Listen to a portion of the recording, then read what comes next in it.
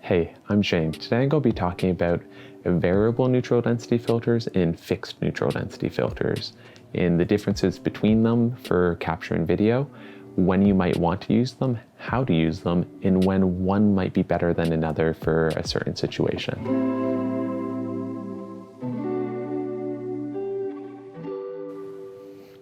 So I'm already going to start off with a disclaimer. This video is going to be quite long, and it's only going to cover a limited point of topic, which is just talk about what neutral density filters are and how to use them in video. I'm not going to be talking about a specific neutral density filter. I use a whole bunch of different filters for my lenses, and I'm just going to talk about like how to use them and when to use them. I hope to make a separate video on like specific filters and my reviews of them in the future, but I want to make this video beforehand so I can give a better holistic look at how to use them. I'm not going to talk about how to use them in photos. It's only going to be focusing on video. So with that said, this video is all about basically neutral density filters, variable and fixed, and the differences between them and how to use them. So I'm going to start off with the very basics of what neutral density filters are. They're basically just sheets of glass that you put in front of your camera or behind your camera lens to reduce how much light comes into the camera. You can think of them as fancy sunglasses for your lens. The idea behind them is that they reduce how much light's coming in a neutral way, so they don't change the color or the image in any way besides making it darker, thus the name neutral density filters. So in video, there's this rule called the 180-degree rule. The idea is that you basically want your shutter speed to be double that of your frame rate. This gives you the most pleasing level of motion blur. Of course, the rule can be broken, but in general, it looks the best. I'll show you a couple examples here.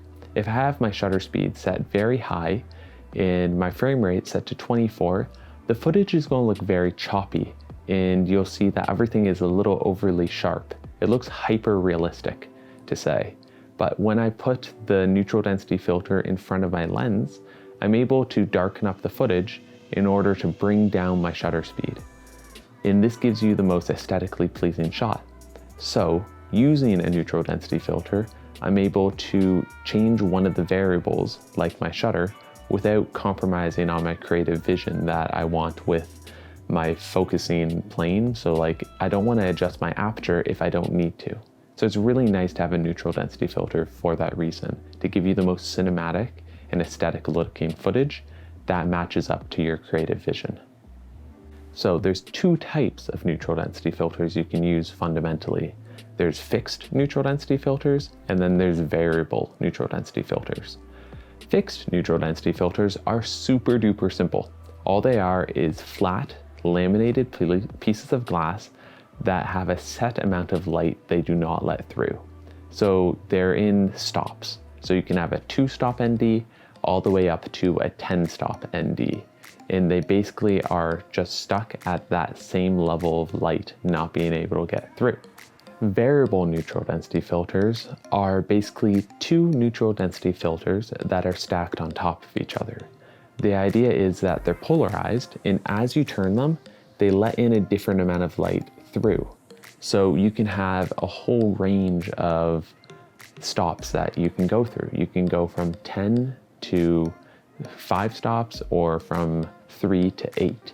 And the idea is that you get a lot more versatility on the fly, but there's a few drawbacks with this that affect your image quality sometimes, depending on how expensive the ND filter is.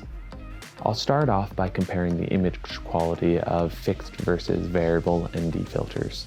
And in general, the more you spend, the better your image quality is going to be. However, a fixed neutral density filter is almost always going to be a better quality than a variable neutral density filter in terms of just pure sharpness at a given price point, because there's just less glass that the light has to go through, and optically it's easier to construct one piece of glass versus two.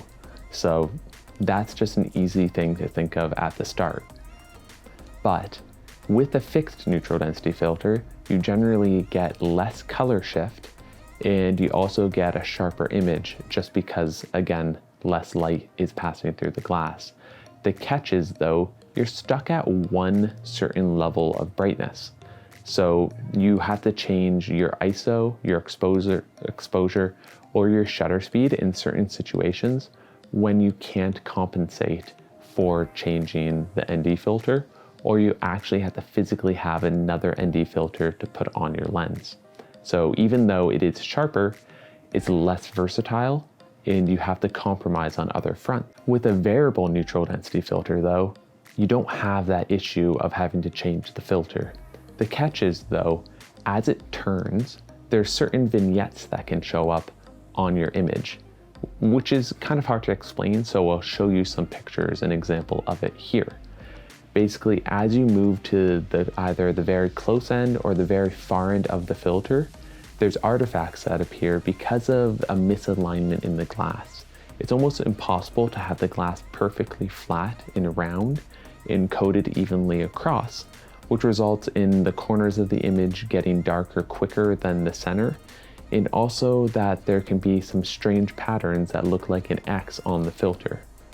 The other catch is that variable neutral density filters often have a pretty significant color shift at the lower end. As you spend more money, of course this is reduced, but there still is almost always a moderate color shift there. So it makes it much harder to match your footage to footage taken without the filter on your lens, which is just a little bit more work in your workflow. I'd rather have in focus and properly exposed footage. However, it does add a little bit more work. The last key difference is controlling the polarization. Fixed neutral density filters are able to often have a polarizer built into the actual filter. So you're able to rotate it freely in front of the sensor, which gives it a tremendous advantage in cutting out glares in reflections. For instance, right now I have a polarizer on my camera lens to reduce the reflection from my light on my glasses so that you can actually see my eyes in most situations. Whereas with a variable neutral density filter, since both elements in the filter are polarized, you have no control over how polarized your image will be because you cannot rotate them without changing the image, which is quite a sacrifice to make. So in a lot of situations, a fixed has a huge advantage. So with all that said, there's pretty clear pros and cons to using a variable versus a fixed ND. A variable ND is going to be much more versatile, and a fixed ND is going to have more sharpness and less color shift, and no issues with vignetting compared to a variable at the same price. But it doesn't really mean too much unless I show you how I actually like to use a variable ND versus a fixed ND. So I'll show you my most typical setups. So right off the bat, I'll show you my variable ND setup, which is usually with a 35mm 1.4 lens on my Sony a7 III, and I like to shoot handheld, so I have a monitor on and a microphone. And this setup is super versatile. I'm able to punch in on my 35mm and get a sharp image. And with a variable ND, that's like 3 to 8 stops, which is what's on right now. I can get a ton of versatility and pretty much shoot in any lighting condition. The only catch is this ND filter is, even though it has quite a big range, is a little bit softer and shifts to the yellows while I use it.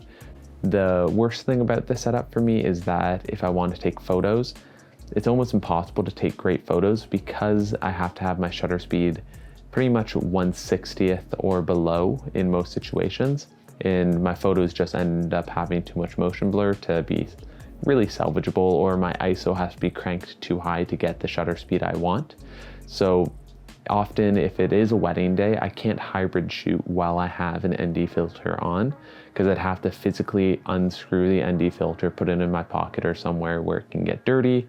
And then by that time, the moment's probably already passed. But if it hasn't, it took me 30 seconds to actually be prepared to take my photo, which is not ideal. So in that case, it's just not really great for hybrid shooting. And you'd have to adjust your shutter speed probably for the video rather than sacrifice your photos.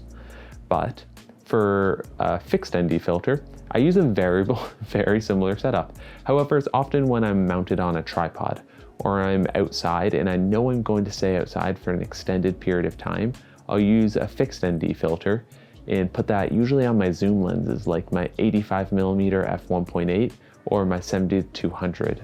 With these lenses, I know I'm going to be in more consistent lighting, and I know that I can adjust my ISO slightly as needed to get the lighting conditions I want.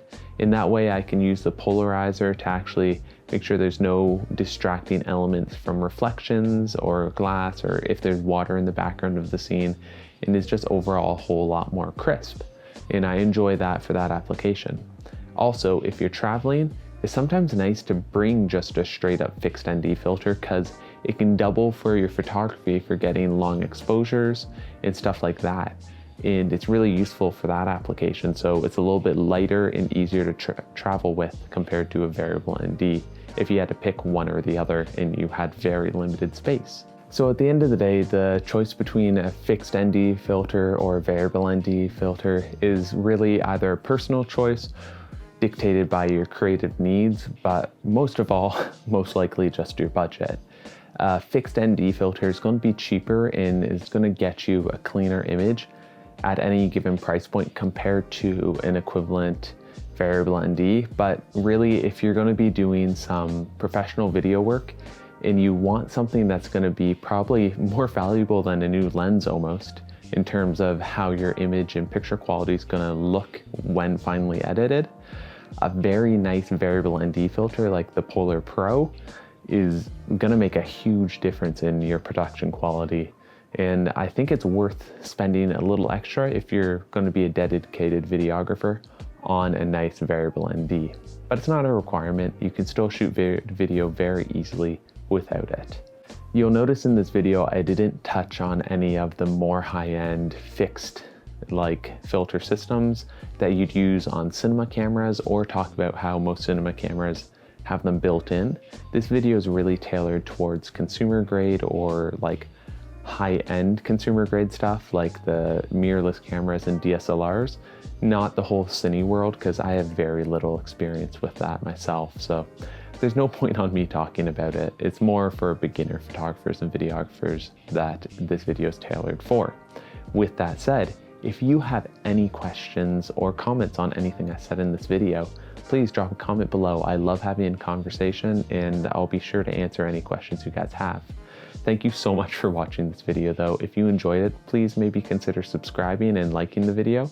It helps out a ton, and I hope to make more videos in the future, especially on how I like to use an ND filter for photography in long exposures, and maybe in the future review the filters I do have. I don't even know, a bunch of them now, and I use them all pretty regularly, so I'd love to talk about them. Anyways, I hope you have an awesome day, and thanks again for watching.